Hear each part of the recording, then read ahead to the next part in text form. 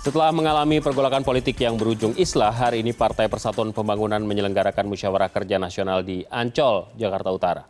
Selain dihadiri oleh pengurus partai dari seluruh Indonesia, pasangan calon kepala daerah yang diusung oleh Koalisi Cikeas, Agus Yudhoyono dan Silviana Murni juga hadir dalam acara ini.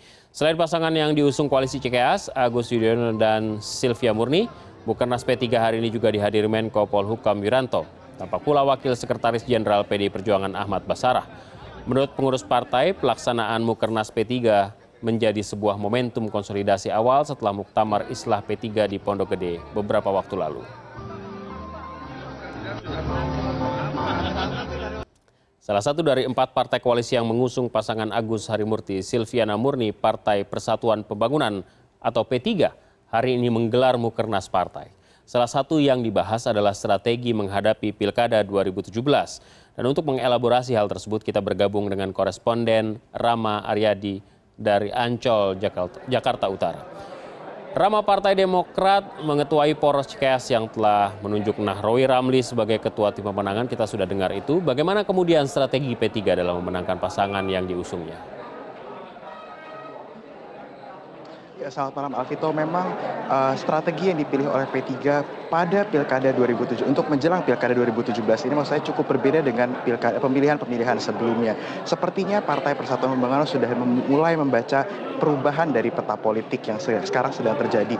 Apabila sebelumnya Partai Islam cenderung terkelompok menjadi satu, maka sekarang partai-partai Islam semua terpecah memiliki pasangan calon gubernur dan wakil gubernur yang mereka dukung. Seperti ada untuk koalisi CK seperti Agus Harimurti dan Silvia Murni, mereka didukung oleh PKB, P3, PAN, dan juga seperti kita ketahui Partai Demokrat. Sementara itu pasangan calon lainnya Anies Baswedan dan Sandiaga Uno juga didukung oleh satu partai Islam, Gerindra, dan juga PKS, dan juga kita tidak bisa lupakan di situ ada Gerindra. Sementara untuk petahana sendiri Basuki Cahayapurnama dan Jarod Saiful Hidayat, mereka memiliki voter base Islam yang cukup besar. Apabila kita lihat di sana ada Baitul Muslimin Indonesia, salah satu sayap dari PDI Perjuangan yang sampai dengan hari ini kita dapat pastikan sudah mendapat dukungan dari NU dan juga Muhammadiyah. Dan juga kita tidak bisa lupakan Golkar dengan Dewan Masjid Indonesianya. Sehingga apabila partai-partai ini ingin mengusung suatu strategi, mereka tidak bisa terkunci hanya menggunakan satu sentimen saja untuk memenangkan kontestasi Pilkada 2017. Mereka harus mulai menggunakan cara-cara yang lebih inovatif mengingat peta politik benar-benar sudah mulai berubah. Dan salah satu hal yang dibahas pada hari ini adalah strategi politik yang akan digunakan oleh P3 sendiri. Sebelumnya saya sempat berbincang-bincang dengan Sekjen P3 Arsul Sani yang mengatakan bahwa pada kali ini mereka tidak akan fokus kepada satu sentimen agama untuk mendapatkan dukungan bagi pasangan calon yang mereka dukung.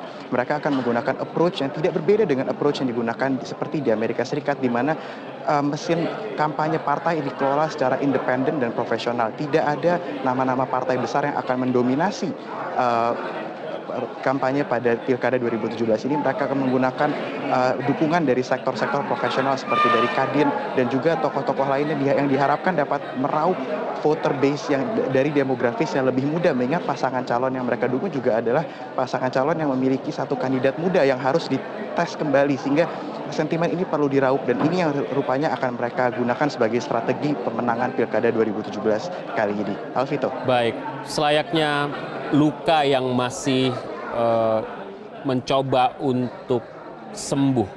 Apakah Anda melihat kondisi sekarang ini sudah tidak terlihat lagi adanya friksi? Apakah masih ada kondisi yang terbelah setelah sekian lama, hampir 2 tahun, 1 tahun lebih mereka terpisah menjadi 2 kubu yang berbeda. Dalam Mukernas kali ini, apakah Anda melihat begitu solidnya P3 atau tetap masih terbaca adanya polarisasi?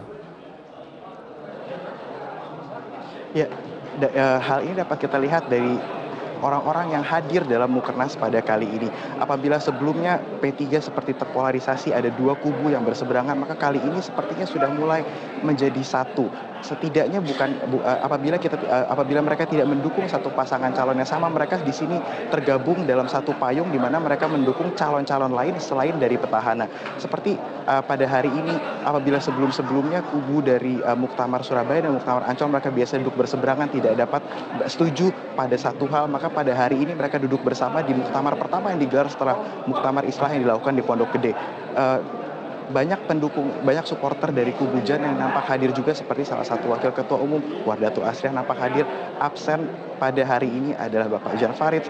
Ini patut kita lihat ke depannya bagaimana P3 menghandle konflik seperti ini, karena Pilkada 2017 ini adalah ujian pertama bagi partai ini. Apabila partai ini dapat menghandle konflik internalnya secara baik, maka mereka bisa saja mendapatkan posisi yang mereka inginkan, yaitu setidaknya menjadi partai dengan pemilih ketiga terbanyak di kontestasi pemilihan legislatif 2019 yang tentunya nantinya akan datang. Sehingga bisa dilihat nanti bagaimana mereka menghandle konflik ini. Apabila mereka berhasil menghandle konflik ini dengan baik, maka kedepannya mungkin saja partai ini akan kembali bersatu di bawah payung bendera P3. Namun apabila mereka tidak berhasil, maka sulit rasanya bagi mereka untuk mencapai target nantinya di pemilihan legislatif 2019 nanti. Alvito.